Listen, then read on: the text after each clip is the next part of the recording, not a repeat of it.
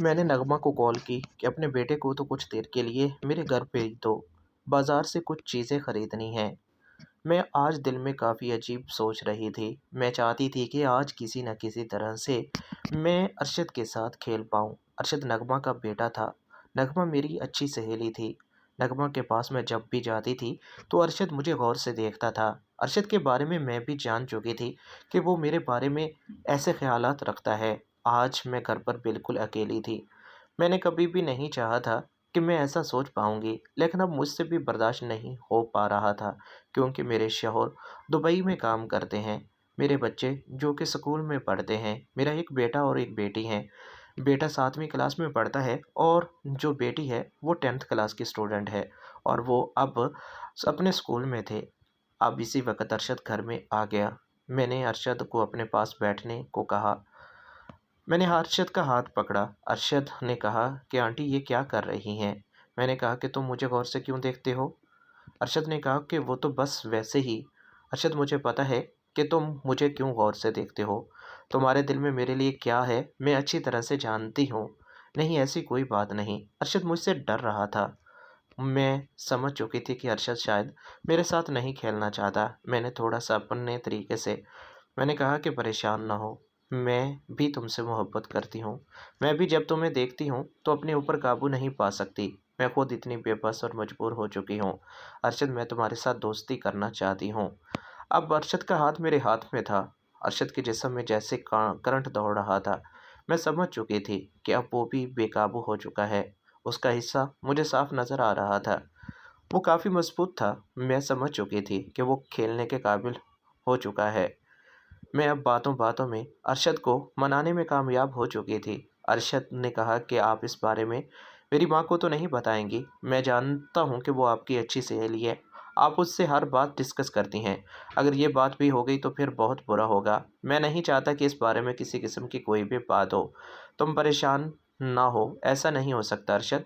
तुम अच्छी तरह से जानते हो कि अगर मैंने ऐसा कुछ भी बताया तो इसमें मेरी भी तो इंसल्ट है। मैं ऐसा कभी भी नहीं कर सकती। तुम बेफ़िक्र हो जाओ।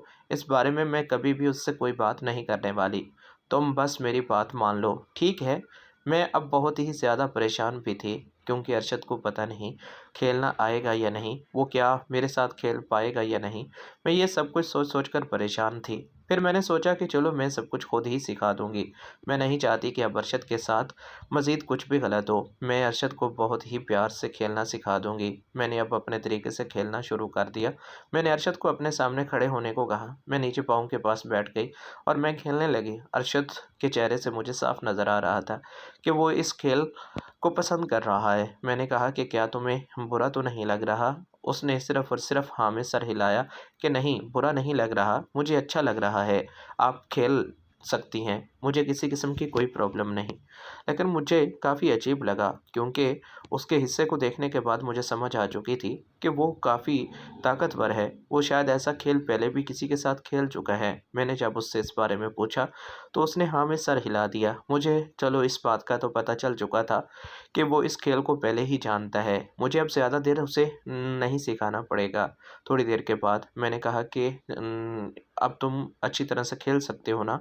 तुम्हें किसी किस्म की कोई प्रॉब्लम तो नहीं? नहीं, मुझे किसी किस्म की कोई प्रॉब्लम नहीं। आप जैसा चाहें बता सकती हैं। मैं आपकी हर बात मानने के लिए तैयार हूँ। मैं आपके साथ खेलना चाहता हूँ। ठीक है। थोड़ी देर के बाद मैंने उसे एक अच्छी-सी पोज़ीशन बना कर दी। इस पोज़ीशन को देखने के बाद मैं समझ चुकी थी कि वो अच्छी तरह से और आसानी से खेल पाएगा।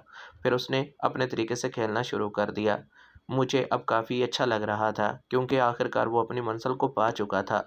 अपनी मंज़िल को हासिल करने के बाद मुझे अब काफ़ी अच्छा लग रहा था। मुझे इस खेल में काफ़ी राहत और सुकून मिल रहा था। अरशद के चेहरे से मैं भी समझ चुकी थी।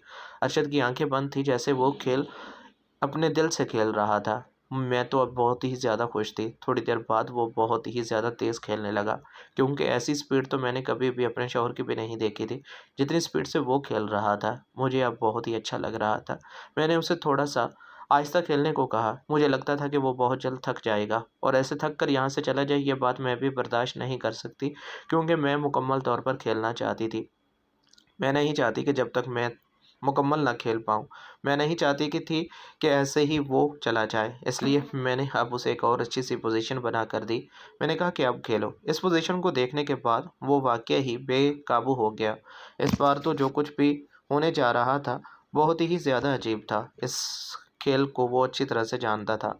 वो अब इस खेल के मुताबिक खेल रहा था। मुझे भी समझ आ चुकी थी कि वो इस खेल को काफ़ी अच्छे तरीके से जानता है। थोड़ी देर के बाद हम दोनों थक चुके थे। वो भी बहुत ही ज़्यादा खुश था, मैं भी बहुत ही ज़्यादा खुश थी, क्योंकि आज हम दोनों ने एक-दूसरे की बात मानकर काफ़ी अच्छा वक़्त गुज़ारा। उम्मीद है ये कहानी आपको पसंद आई होगी। मज़ीद कहानी देखने के लिए चैनल को सब्सक्राइब कर लें।